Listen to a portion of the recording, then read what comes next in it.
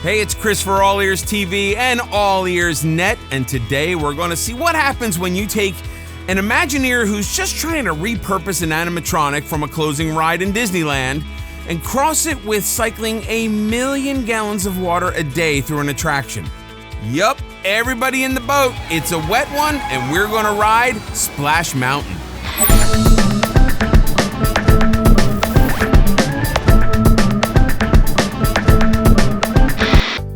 In 1988, the America Sings attraction was set to close, and while Imagineer Tony Baxter was on his drive into work, he had an idea of how to reimagine some of the animatronics from that ride into a new ride based on the film Song of the South, one of Disney's most controversial films. One of the largest new animatronics was a riverboat called Zippity Lady, and the ride was originally going to be called Zippity River Run. But Michael Eisner wanted to promote Ron Howard's new film, Splash, so they changed the name to Splash Mountain. The ride was wildly popular in Disneyland, and Splash Mountain opened in Disney World in 1992. You have to be 40 inches tall to ride this one. There's some small flume drops with some large ones as well, and a really large one at the very end. And when I say large, I mean 5 stories with speeds up to 40 miles per hour. This ride is very popular, so we definitely recommend this as a fast pass option. It's also a very well-designed queue that we definitely prefer on the hotter days, as most of it is in the shade or inside where it's cool. As you're waiting in the queue for Splash Mountain, be sure to listen as you pass by the little houses hanging in the trees. You might hear some critters talking to each other. Keep in mind, there are steps in this queue. For guests traveling with wheelchairs or ECVs, speak to the cast member at the Fast Pass area and they will direct you to the exit, where they will guide you right to the loading area where you'll transfer to the logs. The cast members will take care of your ECV and it'll be conveniently parked at the exit when you come back off. You need to prep a bit for this ride. There are no pockets in the boat for your stuff, so leave any electronics with a travel partner, and if you can't, be sure to check out the super nifty Ziploc bags in the queue that you can use for your electronics, since Ziploc became an official sponsor of the ride.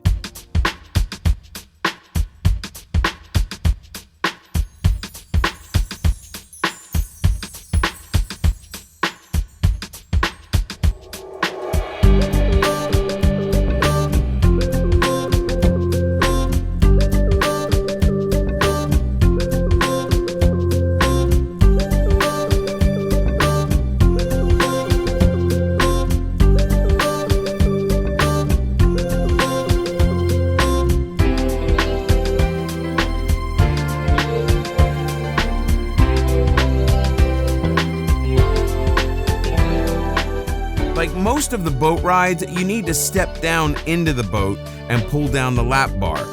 These lap bars were actually added in 2011 and have nothing to do with keeping you safe during the ride. They were added because too many guests would stand up in the boat, which would cause the attraction delays and downtimes. Now, there are names for these people, and those names will remain inside my head.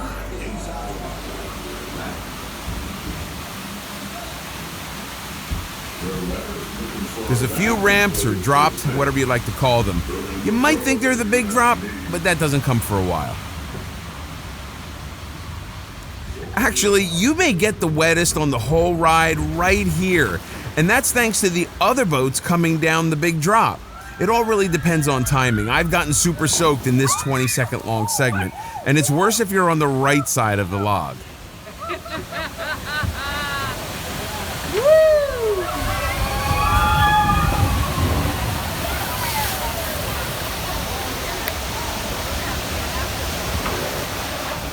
Splash Mountain was one of the most expensive rides at the time, costing $75 million in 1989. Now, to put that all in perspective, all of Disneyland cost $17 million in 1955, which would roughly be equivalent to $80 million in 1989 dollars. So it's kind of hard to fathom you could build an entire theme park for just over the cost of this one ride. That being said, there are so many moving parts to this attraction that it's often plagued by closures.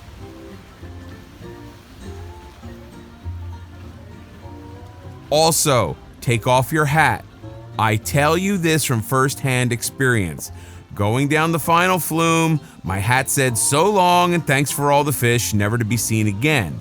If you lose it, you are not getting it back. Welcome aboard, folks. I'm your friend. This is gonna be scary. Leave that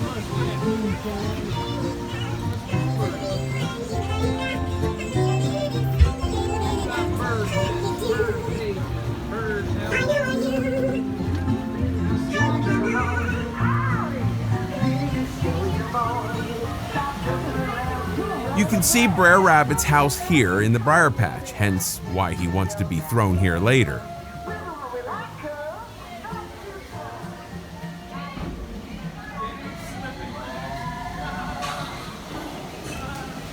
This drop is called Slip and Falls. Get it? Slip and Falls? Okay. If you get wet here, it'll be most likely from water coming over the sides, and it'll probably be on your seat, which is uncomfortable, if you know what I mean.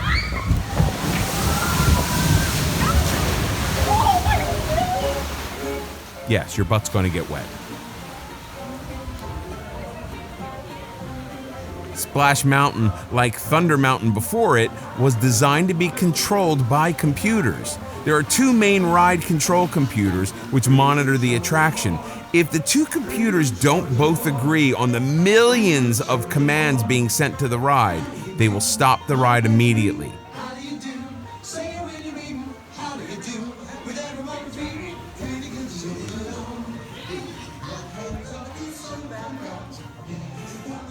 The journey is about 11 minutes long, which is a really long ride, but don't spend your time stressing over that final drop. Be sure to enjoy all of the spectacular Imagineering, like this porcupine playing a turtle. A porcupine playing a turtle, you don't see that every day, or ever.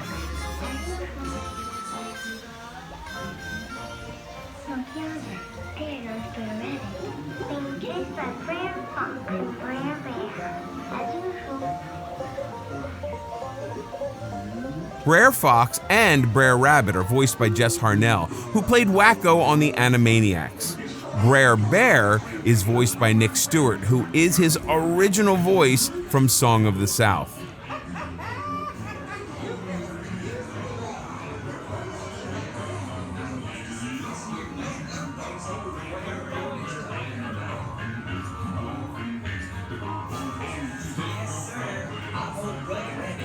Watch for the opossums above you. They are Pansy, Poppy, and Petunia, as shown on their mailboxes to your left.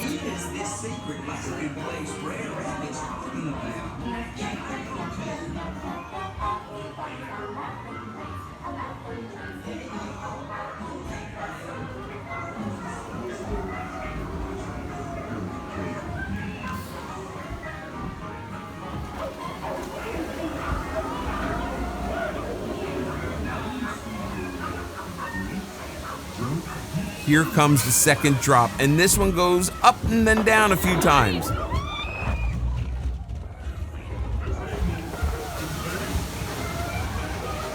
Yep, that'll wake you up.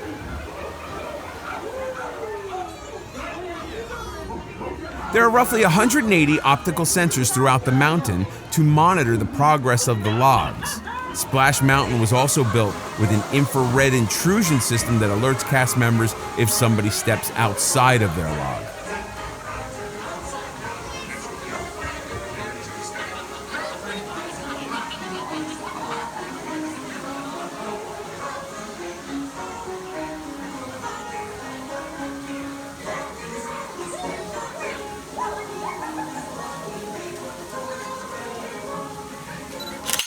Now this gopher is a bit controversial. Some people think he makes a sneeze or other gopher noise, but many think he's actually saying FSU, as in Florida State University, and that the Imagineer responsible for this was clearly a Seminole. Down in these parts, this is very controversial.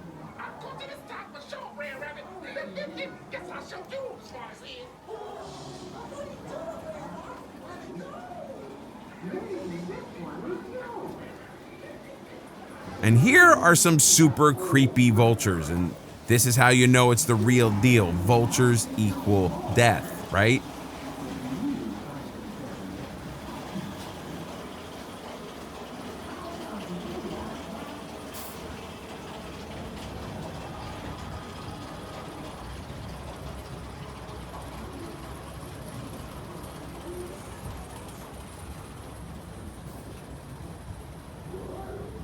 Brer Rabbit says, "Don't throw me in the briar patch," but really this is reverse psychology because, duh, he lives there.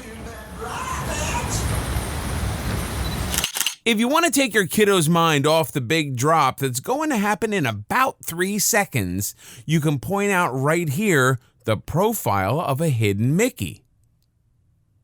But now, let's continue with our plunge. And take your hat off.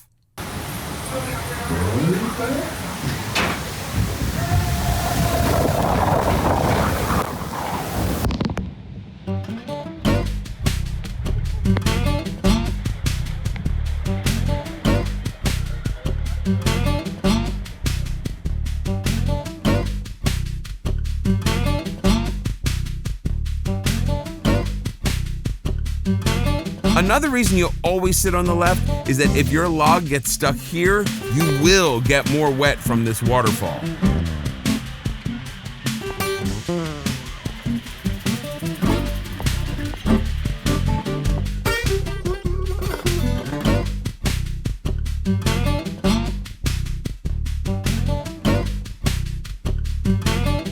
Measuring at 50 feet wide and 30 feet high, the Zippity Lady showboat at Disneyland is the largest animated prop created for an attraction. Walt Disney World's version of this showboat measures 36 feet wide and 22 feet high.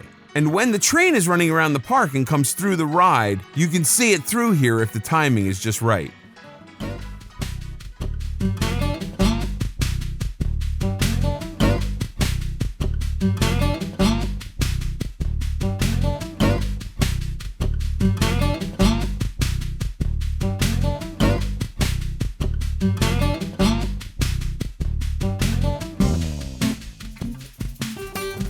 Oh, Brer Rabbit, you sly trickster you, just chilling at home.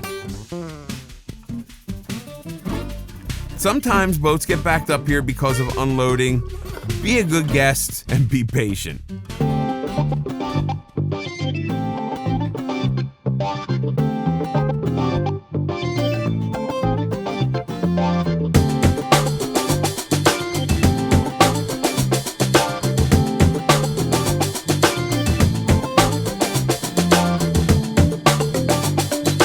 Well, we all know where this happened now, don't we? Since it was our first ride of the day and I lost my hat, I was happy to see a small gift shop with a large selection of hats. Well played, Splash Mountain. Well played. So how old were your kids when you took them on Splash Mountain? Mine were 4 and 6 and they loved it, well, right up until the final drop. Help other parents figure out if it's time to give their kids the big plunge and let us know in the comments.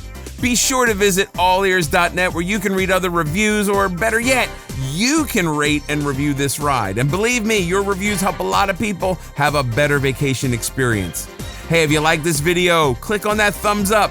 Be sure to stay tuned to AllEars TV and AllEars.net for more Disney news, fun, and stuff. And follow us on Instagram at AllEars.net.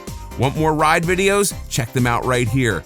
And please subscribe to AllEars.net, clang that little notification bell so you immediately get notified when we post a new video. This is Chris for AllEars TV. See you next time.